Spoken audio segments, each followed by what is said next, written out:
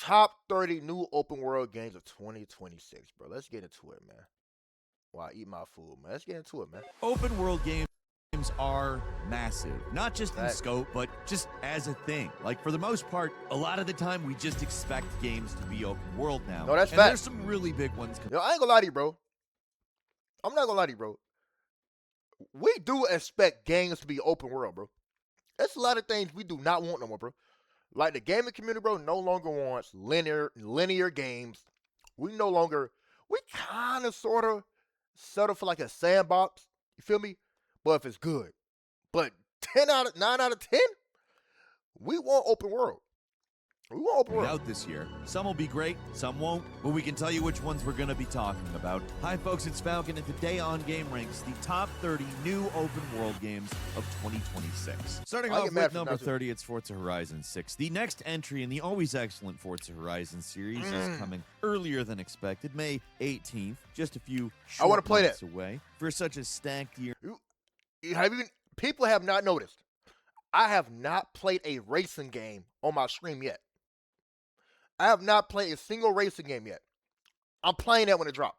When it drops, I'm playing it. In games, the open world genre's And an presence open world in racing game is 2026 is crazy. actually a little small. There A fact that a aren't a racing game is lot open of world? what we might call traditional open world games dropping this year, but the Forza Horizon series remains the platonic ideal of an open world racer, and the newest entry looks like it's going to continue that tradition. This time, you're racing through Japan with 550 real-world cars and exploring the largest city environment ever made for the Horizon series. There's the usual rural landscapes, but unsurprisingly, there's a big chunk of the map that's carved out for Tokyo. As usual, these games That shit look good. I ain't gonna lie to you. It look good. have more features than stars in the sky. There's an expected It look event good. creator, multiplayer car meetups, customizable Hey, garages, that car being in that fucking train is crazy. customizable estate. You Nah, get a we ain't whole finna skip past that, bro. We not finna skip past that there's car an being in that expected train. event creator, multiplayer What car is- why the meetups, fuck that car customizable beat that train? garages, customizable estate. You get a whole valley to do what you want with. It's ambitious and overloaded with stuff, and that's a Forza Horizon game for you. Unless something catastrophic happens, it's probably going to be excellent. Playground Games does not let us down with Forza that shit hit. Horizon.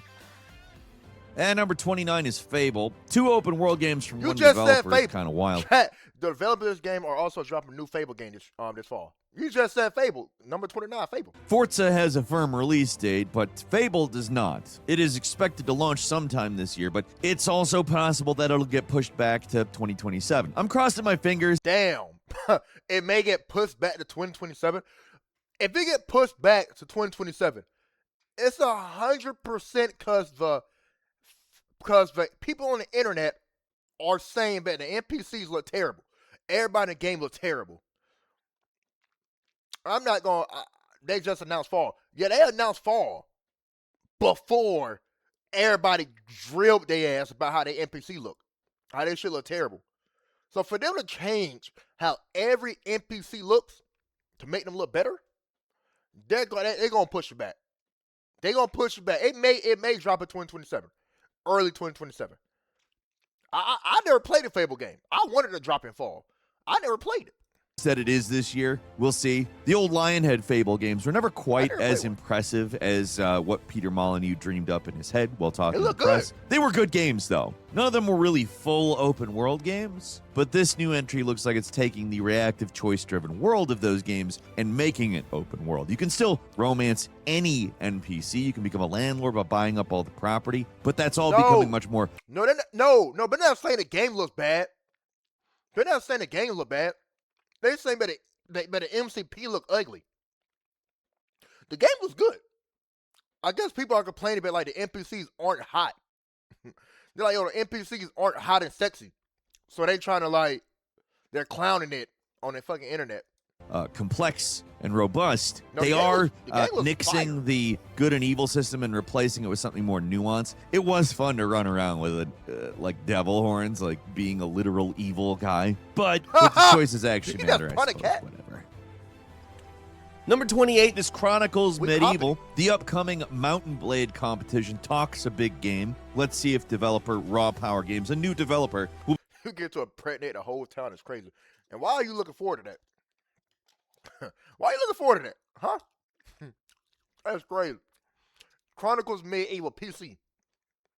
We got a PC exclusive. Be able to back it up when the game launches sometime this year. Like Mountain Blade, it looks like it's a sandbox where you're free to confident. develop your character however you want. You can choose to be a lord, mercenary, brigand. There's no firm story for you to follow. It's more of an open-ended experience where you have a lot of options. You can pursue those options in a lot of different ways. And it all boils down to building an army, engaging in large-scale warfare. Combat has the potential to be really hard-hitting and dangerous, but the problem with this game is that they haven't really shown us anything. The trailer has all the telltale hallmarks of being pre-rendered. The only part with actual gameplay is at the very end, and it's a little suspicious as to what the actual game will look like. Still, it's exciting someone's trying to... Please don't hold me on this. They were like, you can marry multiple times. You can have a bunch of kids. Hopefully, you can divorce a bunch of times before you have a bunch of kids with other people. Yeah, you're sick. But Chronicles, and whatever this game is called, it better look like the motherfucking trailer. It better be like the trailer. You telling me I can build an army and I can go pillage? I can build my army how I want it and go pillage. I need that. I think they're going to pull a Diablo, a 10 out of 10 trailer, a 10 out of 10 trailer, but the gameplay look, ain't like Diablo grew on me. But yeah, how they did Diablo is crazy, bro. take on Mountain Blade. It's also exciting they're trying to operate on this level of fidelity. Fire. Hopefully, Wait, it is actual gameplay? It's actual gameplay? It gotta be. You see the health bar, you see the stuff at the bottom, right? On top, this gameplay.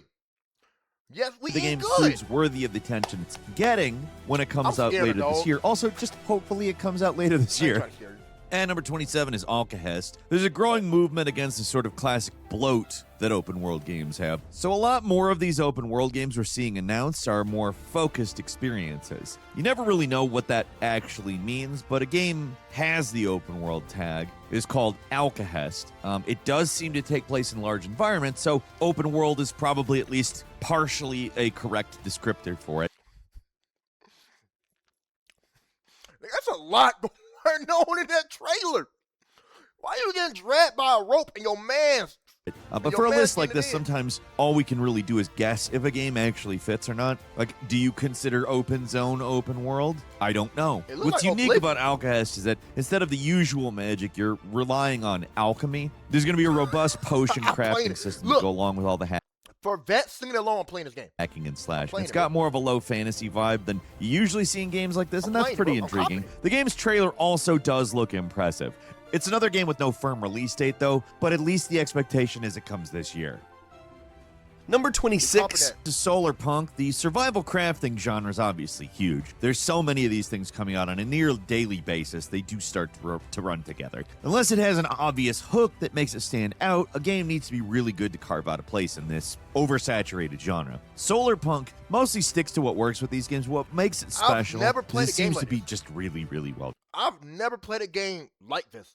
I've never yet. done. Yeah. Building mechanics seem very simple, very intuitive, but they give you a lot of flexibility in how your structures look. There's the usual crafting, resource gathering, and farming you'd expect with a game like this, as well as a full multiplayer component so you can play with friends. Like pretty much every upcoming survival crafting game, the world is split into islands, and in this one, you can build airships to explore the skies. As the game's name implies, you use solar power, wind power, water, etc. to generate looks fun. electricity, and powering your structures is fun, an I ain't gonna lie. integral part of the game. What makes this one work so well is how intuitive and well designed it is. It's not doing anything super innovative, but it's taking some slightly more advanced concepts and making them more approachable relaxed. and just look like they work Bro. better too. If this game has Minecraft level music, bro, I'm copping it, bro. Sometimes, bro, you don't need action, bro. Sometimes you need a relaxing game with relaxing music, bro. That's a lot of things the developers ain't hitting on. A game like this with relaxing music, it'll put it in the top 10, top 20. At number 25 is Mortal Shell 2. The first Mortal Shell is one Shell of those 2? types of games that felt like a first Oh, we draft. good. You play it, it's good, it's all right. Oh. It just feels like if they got the chance to make a sequel, they'd really have something, and we're getting that sequel in 2026. First of all, they OD'd on the enemies. What the fuck was his throat? From everything they've said about the upcoming game, it really sounds like they figured out everything they need to with the concepts of the first game. Come And I here. think this is going to be a Come good with your own The story. first game was basically just a hub with a few linear paths. How you gonna beat a man with his own deep throat? How you gonna take that man deep throat and smack him in the face with it? And beat him in the face with it, bro? I gotta see that again, bro. That's crazy. That's sick. Look at he took this man deep throat and beat him with it. Sequel in 2026. From everything they've said about the upcoming game, it really sounds like they figured out everything they need to with the concepts of the first game, and I think this is going to be a good one. The first game was basically just a hub with a few linear paths that branch out from it, but they're saying Mortal Shell 2 is an interconnected open world that's going to be big and deliberately designed. I hope they actually mean that and don't just mean a series of long levels again. Instead, make it a proper open world, because the challenge and mystery of a Souls-like he put a switch on a crossbow. Nah, I better say that again, bro. Nah, he shot a crossbow like an AK-47. Saying Mortal Shell 2 is an interconnected open world that's going to be big and deliberately designed. I hope they actually mean that and don't just mean a series of long levels again. Instead, make it a proper open world, because the challenge and mystery of a Souls-like really does benefit from a more open structure. It can be a little frustrating wandering into places that are a little too dangerous for you early in the game, but making these things at least semi-non-linear adds a lot to the experience. The shell system is returning from the first game, and along with everything else, it looks like it's getting a serious expansion. The first game was okay, even maybe pretty good, but this one I think is going to be a winner. At number 24 is Assassin's Creed 4 Black Flag Resynced. With Assassin's Creed Hex apparently still a long ways away, it looks like the only big Ubisoft open world game scheduled for this year is still the inexplicably unannounced Assassin's Creed 4 remake. A lot of people were expecting this one to launch early this year, but after Ubisoft's restructuring, it appears the game has been pushed back to fiscal year 2027, for which Ubisoft could launch as early as April of 2026 or as late as March of next year. That gives the game 8 months or so to come out in 2026 versus 3 months in 2027. Well, it's possible to wait even longer. I'm hopeful they come out with it this year. That's because I want it to, though. I mean, I'm not going to lie. It's one of the best, if not the best, all-around Assassin's Creed game. It's fantastic. I'd love to get the chance to go through it one more time with some quality of life improvements. It was not perfect at all. There were a lot of training missions, way too many. The occasional stealth ship segment felt really unnecessary and annoying. But the ship-to-ship combat, the shanties, the massive world, just a fantastic entry into the series that needs to come out already.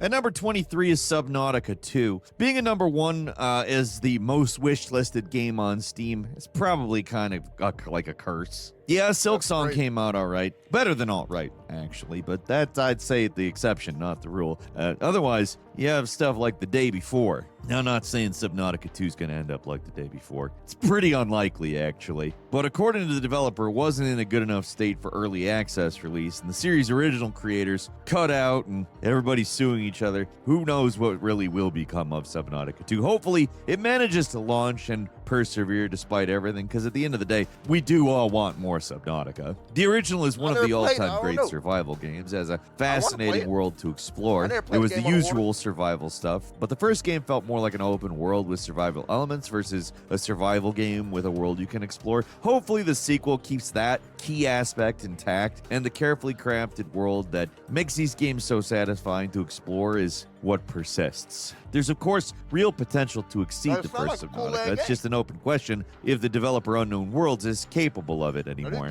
I'm hoping they are, but there's no way to know until Subnautica 2 actually comes out, which is hopefully going to happen this year.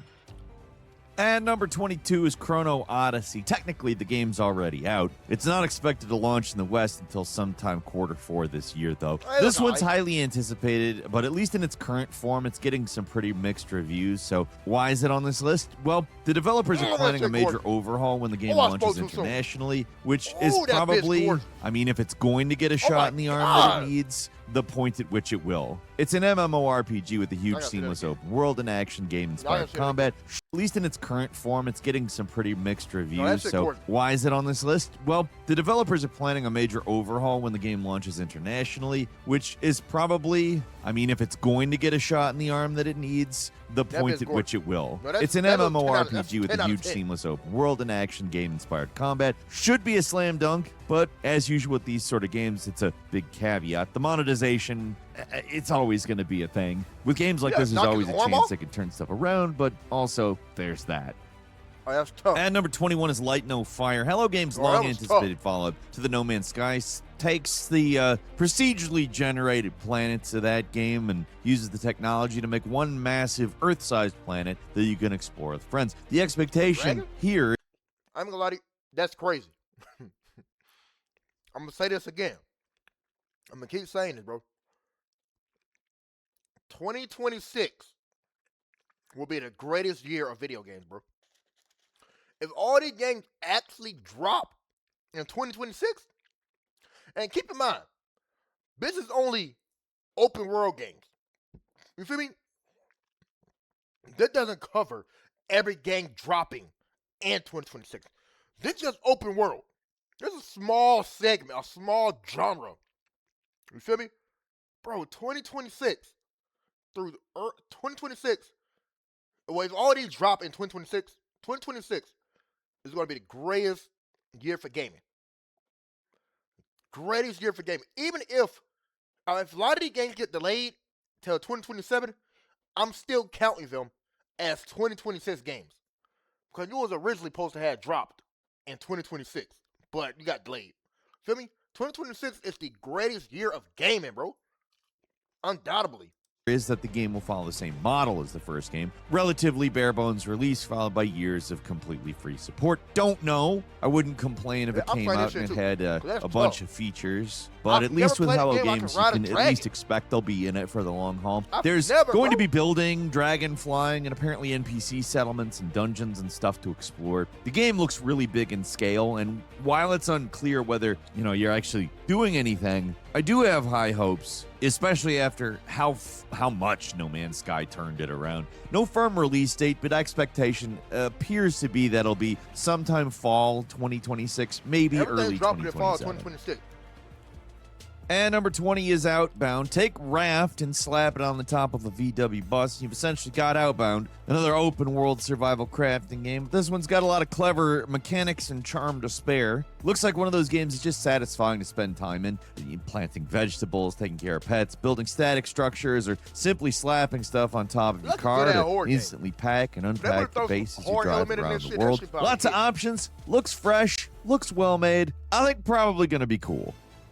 And number 19 is Solasta 2, where the first game was more of a traditional CRPG adventure. The sequel is incorporating more Hold on, elements before from you Baldur's Gate 3. And I don't just mean significantly upgraded visuals. The game's world is much more open this time, touch of reactivity from Larian's game, and much more non-linear stuff to explore at your own pace. The first game's kind of a hidden gem, but the sequel looks like it's got the chops to break through into the mainstream. And obviously there's a lot of people craving high-effort CRPGs Oh, it's like, after Baldur's Baldur's Gate 3. It's like This Baldur's Gate 3. is looking like it could offer a real alternative. This one's launching early access March 12th. That shit There's looks already tough. a demo available. May not be the first thing you expect to see from an open world game, but all signs point to this game having a huge and very dense fucking world with ripe for opportunities. Boulder 3 if it was open world. At number 18 is Crimson Desert. Right now, it's The the GOAT! action RPG to watch out for. It's made by Pearl Abyss, The the guys who GOAT, made man. Black Desert Online, and it's set in the same universe, but it looks like a completely I wide think it'll be open game of the year. world sandbox full of fights, puzzles, and all kinds of crazy powers. Combat looks super dense, this game of the extremely year. complex. There's a ton of magic abilities you can use and exploit, and the variety of enemies you're going to face looks pretty damn impressive. The world appears to be truly massive as well, spanning temperate forests, jungles, and full-on deserts. You can ride horses, fly dragons, fall from the sky in a very Tears of the Kingdom looking way. Looks like you can climb over just about anything in a similar way as well. That's It's an Dragon open Fighter world with game in the tentacle truest dragon? sense. The focus is clearly on player agency over story, at least as far as anybody can tell from the trailers. It looks like a totally crazy, possibly groundbreaking game, and it's not even that far away. It's That's the releasing game of the March 19th, and you know That's we're going to game be of the year. there day one. And number 17 is Streets of Rogue 2. The original Streets of Rogue was a delightful roguelike. Looks like the sequel's taking all those ideas of player freedom and immersive sim-inspired chaos and transplanting it into a true open world. The game will still have roguelike elements, but the map is one giant continuous space where you're free to do just about anything. The first game was highly system-driven. The sequel looks Lots of like it's shit I pushing played that in high even school. further with Like unique my old classes that encouraged unique and creative playstyles. The first one was a game where you really had to play to really understand it. It looks like total chaos, but the storytelling possibilities are pretty endless. It's almost like a more action-focused RimWorld or something, but few open-world games are able to generate emergent narratives like this one. No date on it yet, but many are expecting to see it launch sometime this year. Fingers crossed. Number 16. This is Neo 3. Most Koei Tecmo Souls-likes stick pretty close to the formula established by the first Neo. By that, I mean they have a linear progression of stages split up into distinct chapters. Nothing seamless about these games' collection levels, and that's not an insult. It's just how they are. Neo 3 appears to be doing something different. For one, they're using an open field model that's not as open as Elden Ring, but not linear in the way other Neo games are. They're also adding a dedicated jump button, so you're given a lot more leeway when exploring. Still going to be the usual sort of difficulty, though. Can't just go anywhere you want immediately. Certain paths will be extremely difficult to go down right at the start, so there is a wrong path, I suppose, and it's difficulty gated. Along with a bigger and more open world, though, they've expanded the already complex combat mechanics by allowing you to switch between the classic samurai combat style and the new ninja combat style to press the button. A button. Got ahead of myself there. The game has the potential to be the best game in the series to date, and it's not far off at all. Launches February 6th. And number 15 is Outward 2. The first game was a unique take on the open world RPG, introducing uncompromising difficulty and survival mechanics into the mix. It was an interesting game, but you could see the limits of what the developers were capable of at the time, and it could be pretty clunky to play. The sequel looks a lot more refined, hopefully retaining everything about the first game, though, that made it such a unique gem. Combat definitely looks more refined, the survival mechanics look more fleshed out, and how you traverse the more varied environments, the sand dunes, the snow mountains, everything looks cooler. The high difficulty looks like it's still part of the core identity here as well, but being able to play with 3 other people might make that a little more tolerable. Outward 2, showing a lot of promise. Hopefully it delivers when it releases sometime Q3. And number 14 is Demon Tides, an open-world platforming game inspired by Super Mario 3D World's Bowser's Revenge add-on. Nintendo has yet to build off the game, so it's up to indies to take the reins on this one. There's no better developer to do it than guys behind Demon's Turf, one of the better indie platformers to come out in quite a while. The first game weirdly mixed 2D sprites with a 3D world, but Tides is a little more traditional, got 3D models, but the depth of the platforming looks pretty much the same. You can take these clever and fun mechanics, throw them in a full open world. You got something that could be one of the best modern platformers yet. The game already has a demo and shows how refined the gameplay is. Really refined. In all seriousness, play this demo. It's very good. Graphics are simple, but I think they're appealing, and the world they've created looks massive and fun to explore. The game's coming really soon. It's coming on February 19th. I think it's going to be good. And number 13, Black Frost, The Long Dark 2. Very little is known about this sequel and what it's bringing to the table that's different from the first game, but the original Long Dark is one of the best survival games on the market, and this sequel, at least according to the developers, is a more refined version in every possible way. There's 2 standout features here. Co-op is one. They're finally implementing a cooperative play for up to 4 players simultaneously, and there will apparently be NPC survivor communities you can choose to live with or try to make it on your own. There's also this perma-life feature, which is sort of the opposite of permadeath, where you don't die, but your character does gain like additional fears and risks depending on how they succumb. So being dead in Black Frost isn't necessarily being dead. One thing about me, bro, if you know me, you know me, bro. I love games with permanent death. I love games, bro, where it's just like one life. Like you get one life. You get one. I love them games, bro. That's better. It's another part of your journey, which is kind of an interesting idea. It feels like it's taking the Sifu idea and maybe running in a slightly different direction, but starting there. The game's hopefully launching sometime this year, into early access, of course. I mean, would you expect different? And number 12 is Witchbrook. With the haunted chocolatier nowhere in sight, we'll have to rely on something else to get our Stardew Valley-like fix. This charming-looking life simulator may not have farming focus, but it looks like it's got just about everything else. It's got a magic school that you're going to attend, but that's hardly the only thing this thing seems to offer. It's got a big city full of characters with their own routines, changing seasons, community events, and shops to partner with to start your own business. Attending classes, doing homework, and expanding your knowledge in the arcane arts is basically the essential part of the game, but it seems like there's a ton of other stuff to do in the city that looks pretty impressive. You can even play online with friends. It's one of the most wishlist games on Steam for a good reason. Looks like the ultimate magic school simulator. It's launching sometime this year.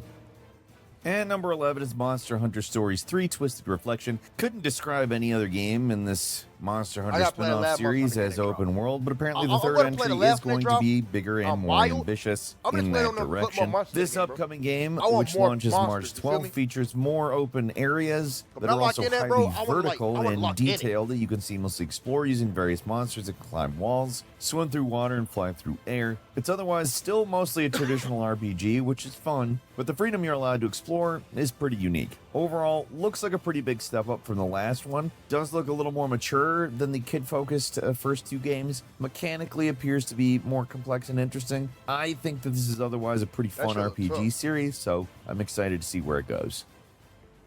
And number 10 is No Law. This FPS from the makers of that's The Ascent gorgeous. looks like a linear FPS, but No, there's that's apparently gorgeous. a full open world here to explore between missions. The game takes place in the cyberpunk city of Port Desire, That's a fucking highly vertical gorgeous. seaside cliff town. I expect will not be huge, but looks like it will be visually stunning. The game's core missions emphasize immersive sim elements, which I very much like. You can either go in guns blazing or sneak around in carefully designed environments. With the Or it- open world exactly brings So to the it table, plays like, unknown. Dying Hopefully Light? they give us something to do in Port Desires and just window dressing.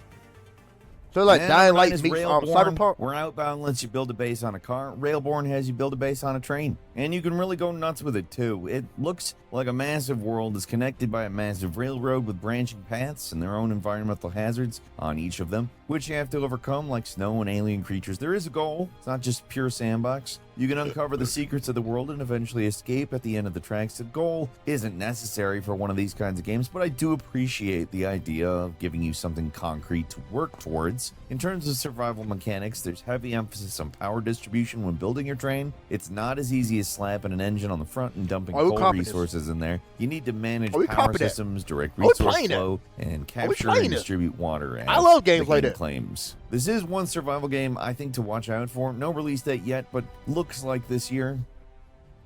And number 8 is The Blood of Dawnwalker, an unusual time-based open-world RPG, still apparently launching sometime this year. Made by That's former tough. Witcher developers, it's got a strong pedigree, unique ideas too. Apparently the bitch game slap is going by a to change vampire into dramatically another between vampire night and day. During the day, to the move throat bite around, is crazy. but lack many of your vampiric powers. At night, you're a lot stronger. You have to be stealthy because you're a freak. The game's central time mechanic means you can't just fast forward. You got a limited amount of time to rescue your family, and every single time you complete a quest, that time moves forward. There's no ticking clock per se. If you're not actively completing quests, time stands still, but there's still a time adjacent pressure to deal with. There's also apparently not going to be an actual main quest, so at least the first time through, there's no real way to know which quests are actually important and which aren't, which is a pretty interesting wrinkle to add to things. It's an open world game with a lot of ideas. Hopefully they'll actually work. That's facts.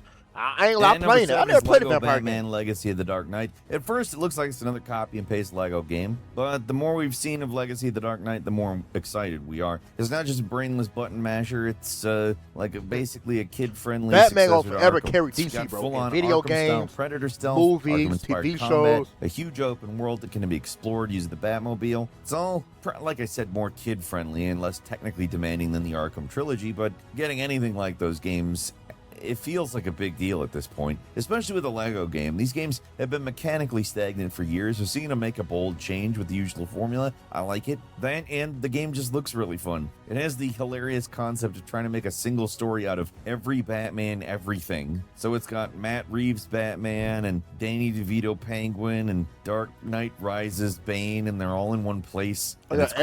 everything It takes dealing with what looks like Batman. it could have been a Everything straightforward in one- retelling in of one game? some of the movies. Oh, that's I tough. don't know, into something much funnier and crazier. Could be the best Lego game yet. You got all this and a huge we open copy world that too? Gotham that looks dense with secrets and collectibles. Looks great. Launches May 29th.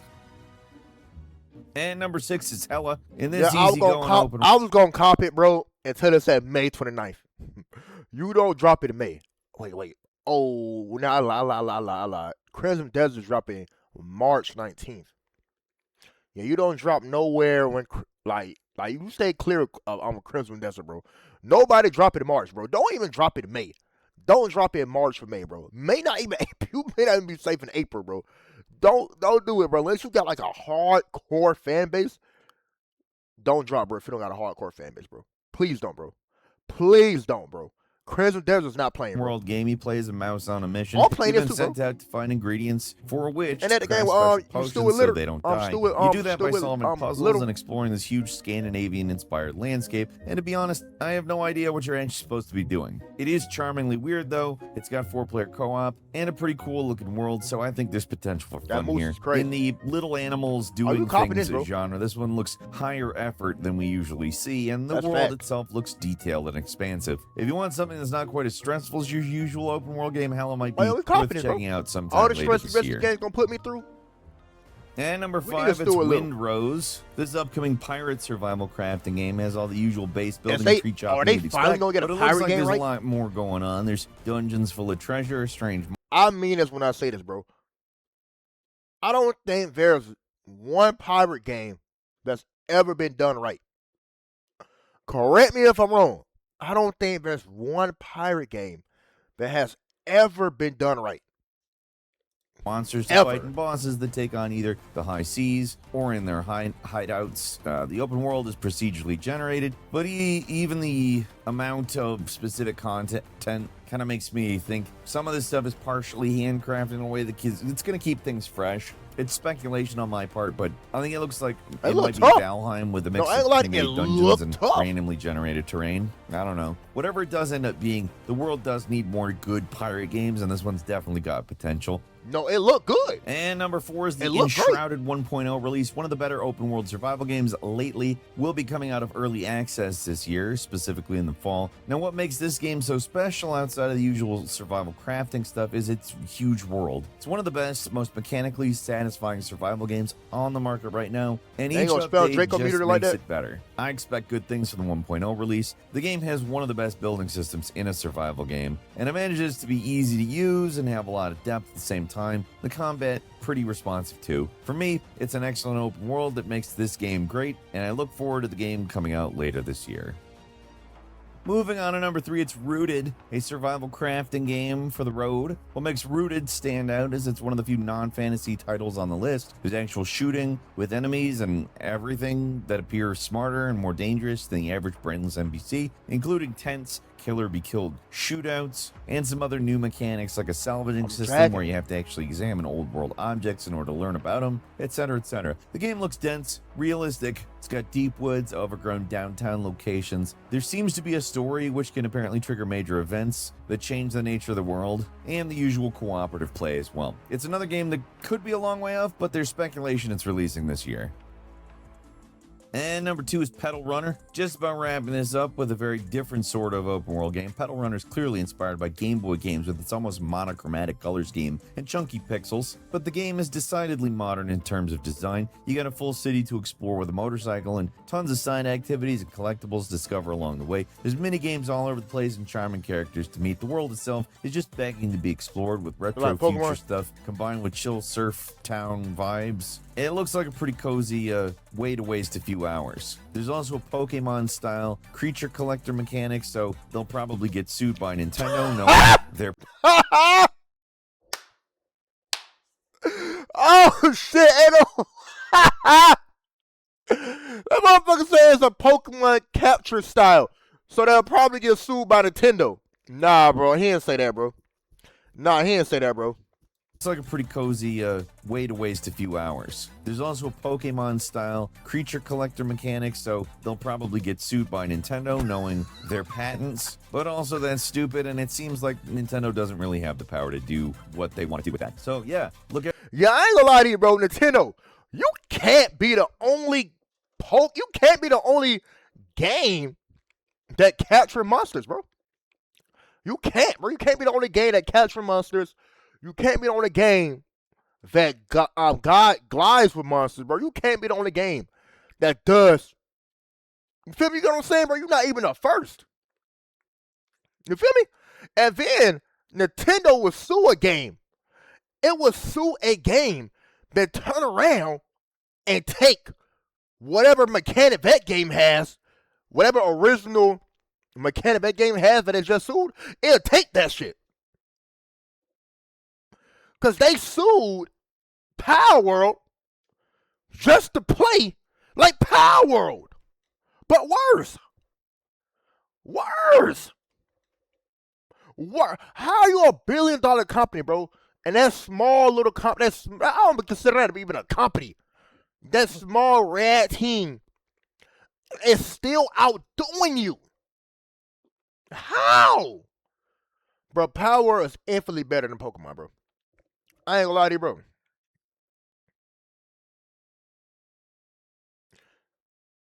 I'm a fan of Pokemon. I'm a huge fan of Pokemon. I'm a huge fan of Pokemon. But when it comes to like the open world Pokemon game versus the open world Palmon game, Power putting belt the ass. There's no competition. There's no competition, bro. And I love Pokemon, bro. If you go to my channel, I even got a playlist of all the Pokemon games that I played. But it's crazy how Nintendo just keeps suing shit, bro. Like, and then taking their ideas. That's some hypocritical ass shit, man. And for this one, and They don't get finally sued. at number 1, Grand Theft Auto 6. It's the open world game, not just of the year. It's the I'm not gonna lie to you. I'm not looking forward to GTA 6, bro. Oh, PS5, Xbox X. Oh, yeah. They gonna play it first. Then we gonna play it on PC. Honestly, honest to God, bro, I'm not looking forward to GTA 6, bro. It's kind of ironic for me to be like, I grew out of GTA 6, and I'm trying to make a living playing games, but I just don't care for Grand Theft Auto. I don't know why, bro. I know why. I feel like if I play a video game, right, I want to get lost in fantasy. Me personally, I want to get lost in fantasy, bro. And like, lost in fantasy, right? Or some shit. I don't know, bro. I just like it's based too much on real life. You feel me? It's based too much on real life. I don't know. I don't know. I just don't like it. I don't like GTA. open world game. I'm not gonna say I'm not gonna play if it whenever it comes out on PC. Whenever it comes out on PC and it runs smoothly and perfectly, well, I don't know what year they're gonna be, cause like getting shit right on PC is hard. It's hard. That's Cyberpunk.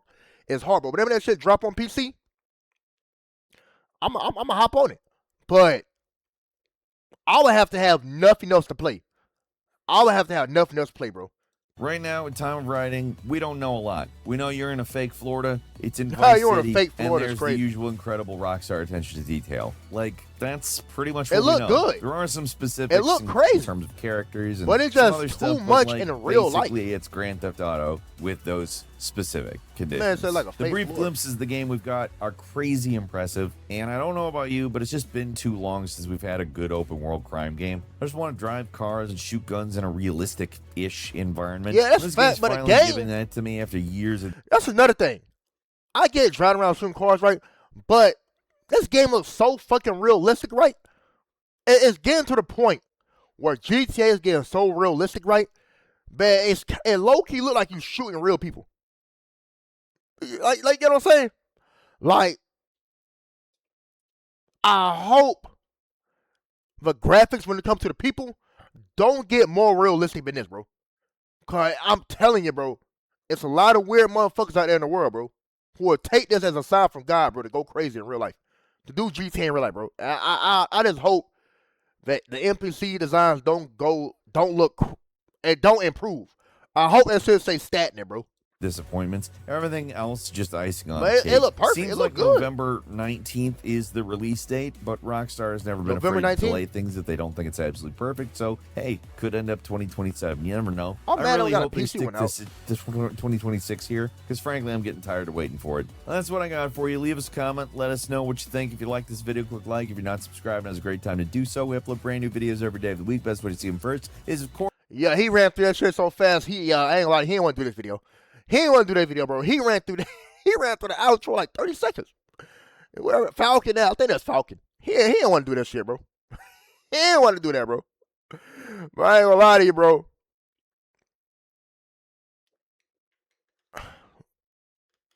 Yes, sir.